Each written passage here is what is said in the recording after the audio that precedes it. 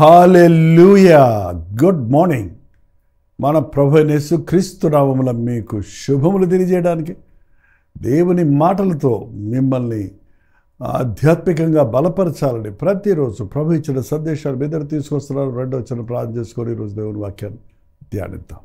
ప్రార్థన. పరిశుద్ధుడా నీకు వందనములయ్యా, మరొక రోజు ఇచ్చావు, మరొకసారి మాట్లాడము. క్రీస్తు నామమున అడుగుచున్నాము తండ్రి, ఆమేన్. స్తోత్రం. ఏంటండి రోజు రోజు రోజు ఏంటండి రోజు ఏంటండి భక్తి అంటారా?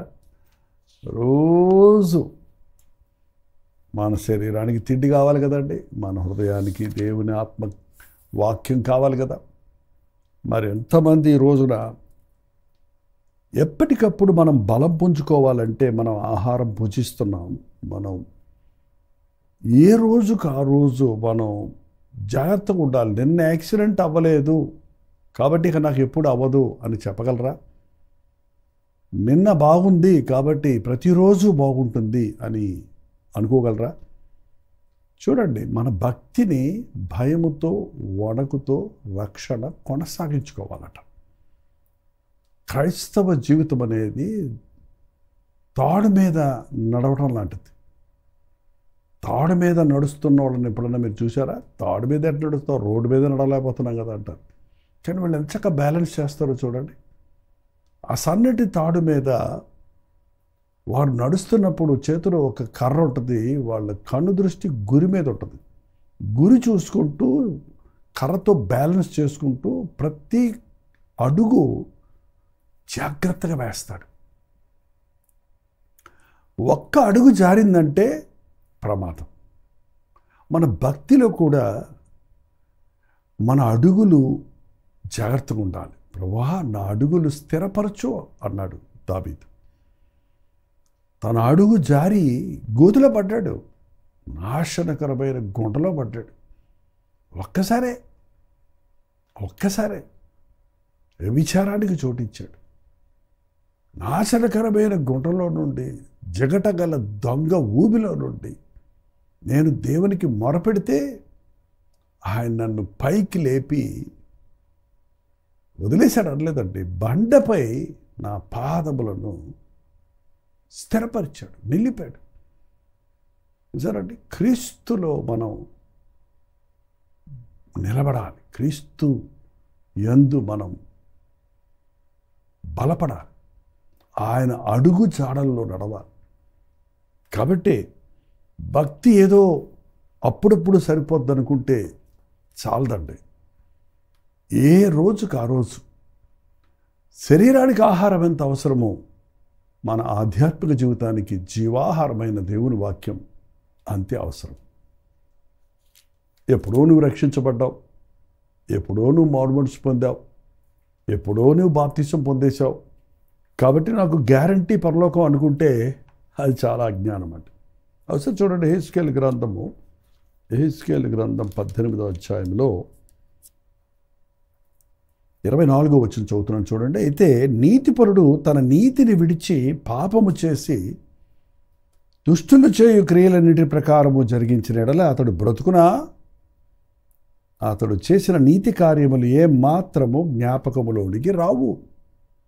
అతడు విశ్వాసఘాతకుడు కై చేసిన పాపమును బట్టి మరణమునందును. అతడు చేసిన నీతి కార్యాలు ఇక మళ్ళీ జ్ఞాపకానికి రావు. నీతినిగా జీవిస్తున్నాను, ఈ ఒక్కరోజే అవినీతిగా ఉన్నాను, దుష్టకార్యం చేశాను అంటేనట పాతదంతా క్యాన్సిల్ అయిపోతుందంట. నీ 30 సంవత్సరాల భక్తి 3 నిమిషాల్లో పోగొట్టుకోవచ్చు. భయపెట్టేస్తారా ఏంటి? అవును, మనం అందుకే జాగ్రత్తగా ఉండాలి. జాగ్రత్త అని ప్రభు ఎన్నిసార్లు జాగ్రత్త అనే వాక్యంలో చెప్తున్నాడో చూడండి. జాగ్రత్త పడు, వాక్యం వినటం, జాగ్రత్త పడు, వాక్యానుసారంగా నడుచుకో. ఈ రోజున చాలామంది జీవితంలో అజాగ్రత్తకు చోటిస్తున్నారండి, నిర్లక్ష్యానికి చోటిస్తున్నారు. విశ్వాసులు పడిపోతున్నారు, సేవకులను పడిన వారు కూలిపోతున్నారు. కారణం గురి తప్పుతున్నారు. గురి యేసు వైపు చూడాలి, గురి లోకాన్ని కాదు మనం చూసేది. బ్యాలెన్స్ తప్పుతున్నారు. ఎంత మటుకు మనం బ్యాలెన్స్ చేసుకోవాలి. లోకాన్ని, ఫ్యామిలీ ఉంది, లోకం ఉంది, మన శరీరం ఉంది, మన పరిచర్యలో బోల్డ్ విషయాలు ఉంటాయి. వ్యక్తిగత జీవితంలో ఉద్యోగాలకు వెళ్ళాలి, చదువుకోవాలి. నేను చదువుకోవాలి కాబట్టి ప్రార్థన చేయను, నేను ఉద్యోగం చేయాలి కాబట్టి నేను మందిరానికి రాను అనే వారిని వాళ్ళు చూస్తున్నాం. కానీ భక్తిని కాపాడుకోవడానికి ప్రాధాన్యం ఇవ్వటం చూడటం లేదండి. ఒకవేళ నువ్వు మారుమనసు పొందిన, రక్షించబడిన, చాలా రోజులు బాగా ఉన్నా, ఒక్కరోజు గనక నీవు దేవుని మరచి విడిచి పాపానికి చోటిస్తే, లోకానుసారంగా బ్రతికితే, నువ్వు తప్పకుండా పాపం వల్ల వచ్చు జీతమైన మరణానికి గురవుతావు. దేవుని యొక్క కోపానికి గురవుతావు. ఇంతవరకు నేను ఇన్ని మంచి పనులు చేశాను కాబట్టి ఒక్క చెడ్డ పని చేస్తే ఊరుకోడా దేవుడు అనుకుంటారు. అది కుదరదండి. మనం అనుకుంటాం ఎన్ని తప్పుడు పనులు చేసినా, మనం 4 మంచి పనులు చేస్తే ఆ తప్పుడు పనులకి అది కాంపన్సేషన్ అయిపోద్ది అనుకుంటాం, అది సరిపోద్ది అనుకుంటాం. అందుకే అన్నదానాలు, వస్త్రదానాలు ఇలాంటి ఏవో చేసి మనం చేసిన పాపాన్ని పోగొట్టుకుందామని ప్రయత్నించేవారు ఇప్పటికీ లోకంలో ఉన్నారండి. కానీ అలా కుదరదు. పాపానికి పరిహారం జరగాల్సిందే. పాపం పోవాలంటే కడుక్కుంటే పోయేది కాదండి. నీవు విస్తారముగా సబ్బు రాసుకొని నన్ను క్షారముతో నీవు కడుక్కొని నన్ను, నీ దోషము నాకు మరక వలె కనపడుతుంది. గతములో చేసిన తప్పులు కానీ, ఇప్పుడు చేసిన తప్పు కానీ విడిపించబడాలంటే, శుద్ధీకరించబడాలంటే యేసుక్రీస్తు రక్తము ద్వారా మాత్రమే. యేసుక్రీస్తు రక్తము ప్రతి పాపము నుండి మనల్ని పవిత్రులుగా చేస్తుంది. ఎప్పుడు? మన పాపములను మనము ఒప్పుకొనినప్పుడు. నువ్వు పాపం చేసేసి ఆటోమేటిక్గా క్షమించబడిపోయింది అనుకునే బోధ వాళ్ళు ఎక్కువైపోయింది. అలాంటి భక్తి ఎక్కువైపోయింది. ఏం చేసినా పర్వాలేదు, ఎలా చేసినా పర్వాలేదు, ఎప్పుడో యేసయ్య తన పరిహారం చెల్లించాడు కాబట్టి నీ పాపాలు నువ్వు చేయకముందే క్షమించేశాడని చెప్పే పాస్టర్ గారులు ఉన్నారు, బోధకులు ఉన్నారు ఈ రోజుల్లో. బహు జాగ్రత్త అండి. కప్పుకున్న పాపానికి క్షమాపణ లేదు, ఒప్పుకున్న పాపానికే క్షమాపణ ఉంది. అందుకే బైబిల్ చెబుతుంది, కొందరి పాపములు న్యాయ తీర్పుకు ముందు నడుస్తున్నాయి, మరికొందరి పాపములు వారి వెనక నడుస్తున్నాయి. నిన్ను అరెస్ట్ చేసి నీ పాపాలు నిన్ను న్యాయ తీర్పుకు నడిపిస్తాయి. నీ పాపము నిన్ను పట్టుకోకముందే నీవు నీ పాపాలను పట్టుకొని ప్రభు శిలువ దగ్గర తీసుకొస్తే, ఒప్పుకుంటే, పశ్చాత్తాపడితే, మన పాపములు మనం ఒప్పుకొనిన ఎడల ఆయన నమ్మదగిన వాడు నీతిమంతుడు కనుక మన సకల దుర్నీతి నుండి మనల్ని పవిత్రులుగా చేస్తాడు. నీ పాపము చీకట్లో దాచుకోకుండా వెలుగులోనికి తెస్తే అప్పుడు యేసు రక్తము ప్రతి పాపము నుండి మనల్ని పవిత్రులుగా చేస్తుంది. కాబట్టి ఈ రోజున భక్తి జీవితం నాకు వారానికి ఒకసారి సరిపోద్ది. ఎప్పుడో నేను ఏదో మంచి విశ్వాసిగా బతికాను, ఆ రోజుల్లో నేను గంటల తరబడి ప్రార్థన చేసేవాడిని, ఆ రోజుల్లో నేను బైబిల్ తెగ చదివేవాడిని అంటూ ఈరోజు నువ్వు దేవుని వాక్యం చదవకపోతే, ఈరోజు నువ్వు ప్రార్థన చేసుకోకపోతే, ఈరోజు నువ్వు తప్పిపోతే, పాపానికి చోటిస్తే, ఈరోజు నీ నీతిని విడిచిపెడితే, నీ యథార్థతను విడిచిపెడితే, నీ మనస్సాక్షిని పాడు చేసుకుంటే దాని ప్రతిఫలం ఉంటుంది. మునుపటివి జ్ఞాపకానికి రావు.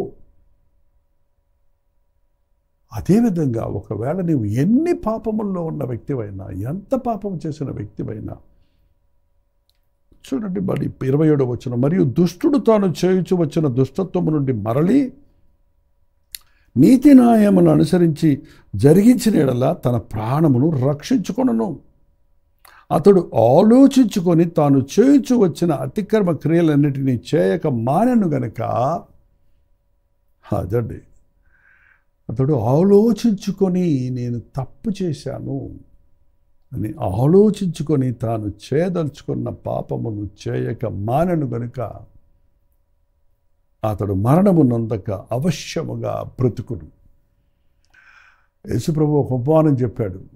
ఒక రోజు తన కుమారుడు 21వ అధ్యాయం 28వ వచనంలో, మత్తయి సువార్త 21:28లో ఒక ఉపమానం చెప్తున్నాడు. ఒకరోజు ఆయన తన కుమారుల దగ్గరికి వెళ్ళి, ఒక మనుషుడు 2 కుమారులు ఉన్నారు. వాడు మొదటి వాని దగ్గరికి వెళ్ళి, కుమారుడా నేడు పోయి ద్రాక్ష తోటలో పని చేయమని చెప్పగా వాడు పోను అని ఉత్తరం ఇచ్చాను. అయితే రెండో వాడి దగ్గరికి వెళ్ళి రెండో వాని దగ్గరికి వచ్చి ఆ ప్రకారంగా చెప్పగా వాడు అయ్యా పోదును అన్నాడు. ఒకడు బ్లంట్గా కఠినంగా పోయి పని చేయనైనా ఈ రోజుకి అంటే పోనన్నాడు. అయితే రెండో వాడి దగ్గరికి వెళ్తే అలాగేనయ్యా అయ్యా వెళ్తానయ్యా అన్నాడు. కానీ ఏం జరిగిందంటే పోను అన్నవాడు కానీ పిమ్మట మనస్సు మార్చుకొని మా నాన్న ఎప్పుడు ఏం అడగడే, ఒక్కరోజే కదా అడిగాడు అని నేను తప్పు కదా ఇట్లా తండ్రితో మాట్లాడానని గ్రహించుకొని మనసు మార్చుకొని పోయి పనిచేశాడు. అయితే రెండో వాడు పోతాను అన్నాడే కానీ అసలే ఆ విషయాన్ని అతను గుర్తే పెట్టుకోలేదు. అసలు పోనే లేదు. అసలు తండ్రికి మాటలతో జవాబిచ్చాడే కానీ ప్రేమగా జవాబిచ్చినట్టు కనబడ్డాడే కానీ దాన్ని అనుసరించలేదు. ఈ 2 రకాల భక్తిని వాళ్ళు చూస్తున్నామండి.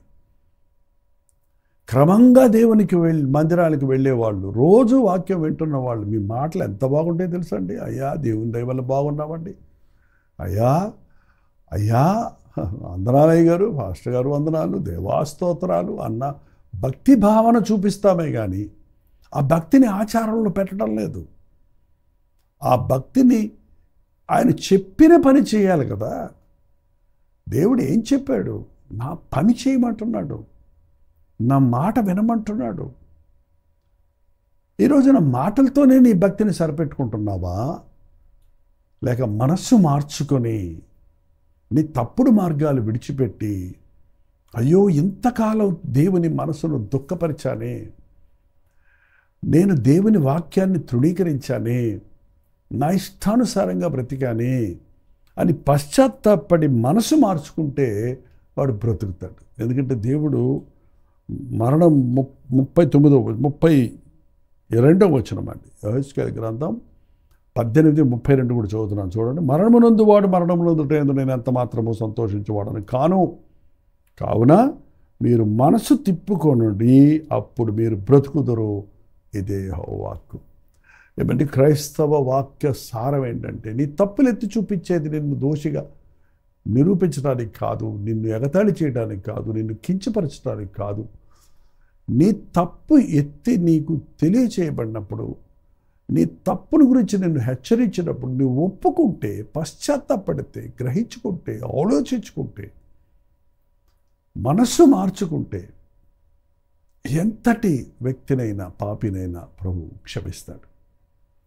నిజం చెప్పండి, మీ జీవితాల్లో ఎప్పటికప్పుడు మీ మనస్సులో పరిశీలించుకుంటూ దేవుని చిత్త ప్రకారంగా నడుస్తున్నానా, దేవుని మాట ప్రకారంగా నడుస్తున్నానా, ఆయన వాక్యానుసారంగా బ్రతుకుతున్నానా అని గ్రహించుకొని మాట తప్పినప్పుడు, నీ ఇష్టం చేసుకున్నప్పుడు, దేవుణ్ణి దుఃఖపరిచినప్పుడు ఆ విషయాన్ని ఒప్పుకొని మనసు మార్చుకొని ఇక మీదట నా తండ్రి చిత్తమే నేను చేస్తాను అని అనగలిగితే, దేవా నీకిష్టుడుగా నేను బ్రతకాలని ఆశపడుతున్నానని దేవుని దగ్గర పశ్చాత్తాపంతో నీవు అవిధేయతలన్నింటినీ ఒప్పుకుంటే ప్రభు నిన్ను బతికిస్తాడు, బాగు చేస్తాడు, ఆయన సాక్షిగా వాడుకుంటాడు.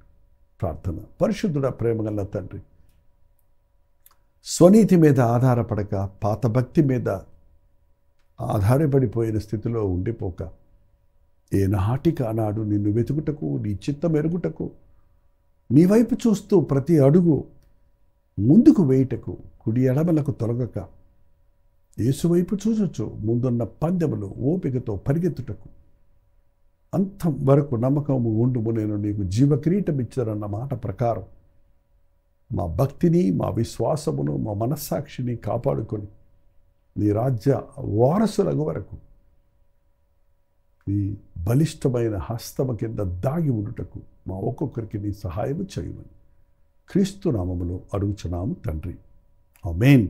తండ్రి అయిన దేవుని యొక్క ప్రేమయు, కుమారుడైన క్రీస్తు యొక్క కృపయు, ఆదరణకర్త అయిన పరిశుద్ధాత్మ యొక్క సహవాసము కుడి వచ్చిన మనందరికీ ఇప్పుడున్న సదాకాలము తోడైండును గాక, ఆమేన్. దేవుని స్తోత్రం. మీ ప్రార్థనా స్తుతుల భారాలు 954041 నెంబర్కి, మీరు ఇతర దేశాల్లో ఉంటే 9100 100 999 నెంబర్కి టెక్స్ట్ లేక వాయిస్ మెసేజ్ ద్వారా వాట్సాప్ చేయండి. మీ పక్షంలో మేము ప్రార్థిస్తున్నాం, మీరు ప్రార్థించండి, తప్పక ప్రభువు మనకు జవాబిస్తాడు. Doctor Jaipal YouTube channel subscribe చేయటం, లైక్ చేయటం, షేర్ చేయటం మర్చిపోకండి. ప్రభుత్వం అయితే మధ్యాహ్నం 3 గంటలకు హెచ్చరిక, అలాగే రాత్రి 9 గంటలకు కల్వరి ప్రతి తొడిలో మళ్ళీ కలుసుకుందాం. అంతవరకు మహాకృప మీకు తోడేది గాక.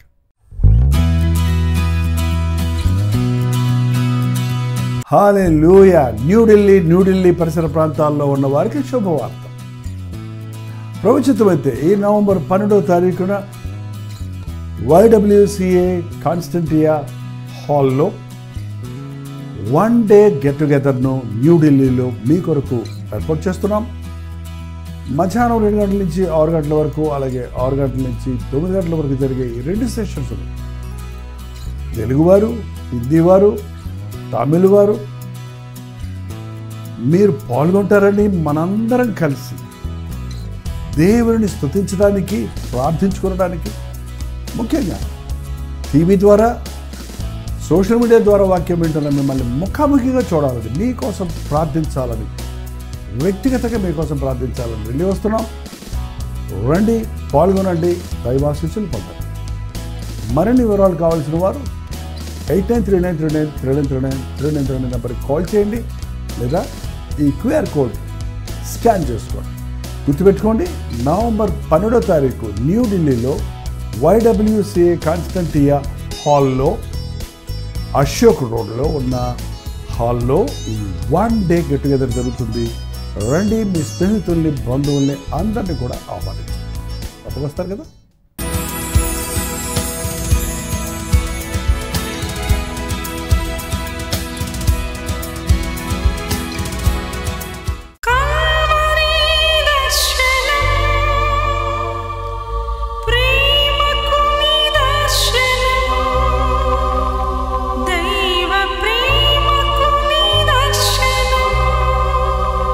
తెలుగు, తమిళ, హిందీ, మలయాళం, బెంగాలీ, ఒరియా అనే 6 భాషల్లో టెలివిజన్ ప్రోగ్రామ్స్ కొనసాగుతూనే ఉన్నాయి. భారభరితమైన పరిచయంలో మీరు సహకరించాలని ఆశిస్తే, ప్రభువు మిమ్మల్ని ప్రేరేపిస్తే మీ విరాళాలు, కానుకలు డాక్టర్ జైపాల్ ఫౌండేషన్స్ అనే ట్రస్ట్ నెంబర్కి మీరు పంపించవచ్చు. అవి నేరుగా టీవీ ఛానల్స్కి వెళ్తాయి. అందులో ఏది మేము మా సొంత ఖర్చుల కొరకు ముట్టుకోవటం లేదు, వేరే పరిచయ కొరకు ముట్టుకోవటం లేదు. టెలివిజన్ పరిచయలో ఇంకా సువార్త వినని వారికి అది అందించాలని ఆశతో ఒక 20 సంవత్సరాలుగా కొనసాగుతున్న పరిచయం కొరకు ప్రార్థించండి, మీ సహకారాన్ని అందించండి. ఈ విషయం మీకు ఇంకా వివరాలు కావాలంటే 89393939 అనే నెంబర్కి మార్నింగ్ 10 నుంచి ఈవినింగ్ 10 లోపల మీరు ఫోన్ చేయండి, వివరాలు మీకు తెలియజేస్తాం.